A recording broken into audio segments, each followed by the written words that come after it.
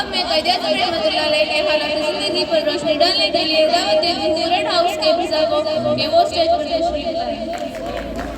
بسم اللہ الرحمن الرحیم۔ حالات کا احساس جس نے، حالات کا احساس دلایا جس نے، اور نیند کے غلبے سے جگایا جس نے، خطرے سے غلامی کے بچایا جس نے، خطرے سے غلامی کے بچایا جس نے، آزادی کا پھر شوق دلایا جس نے، اس کا اجازت کو یاد رکھیں گے اور اس کے حسین باغ کو آباد رکھیں گے۔ صدر والا مرتبہ حاضرین کرام محترم، آج مجھے اس ایوان خطابت میں جس موضوع الفاظ کی خراج پیش کرنا ہے وہ ہے قائد جناب الوقار۔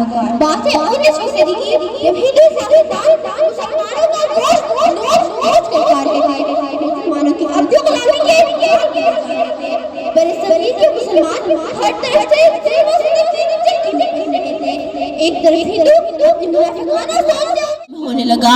اس کی مثال پاکستان کے کابینہ کے اجلاس میں ملتی ہے۔ ADC گلوزر نے قائد اعظم سے پوچھا کہ سر، اجلاس میں موجود لوگوں کو چائے پیش کی جائے یا کافی؟ آپ نے چونک کر سر اٹھایا، کیا یہ لوگ گھر سے چائے یا کافی پی کر نہیں آتے؟ جسے چائے یا کافی پینے وہ گھر جا کر پیے۔ قوم کا پیسہ قوم کے لیے، اگر زواہوں کے لیے نہیں۔ کشتی کو سہارا دیا اور اس بات کو یقینی بنایا کہ ہو حلقہ یارا تو پریشم کی طرح نر، کہ ہو حلقہ یارا تو پریشم کی طرح نر، رسم حق کو باطل